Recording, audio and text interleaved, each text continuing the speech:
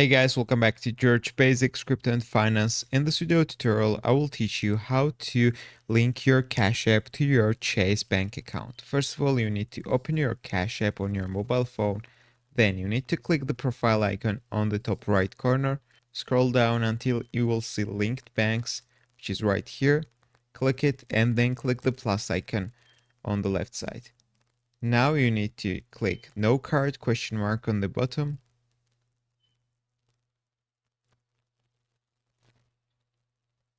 Then you need to continue, and here will be the list of the banking institutions, and you need to find Chase in the search, guys. So just click the search and type Chase inside the search bar. Here is Chase, so you need to click it. Continue to login. Then you need to enter your credentials, verify your identity, and link your Chase bank account to your Cash App.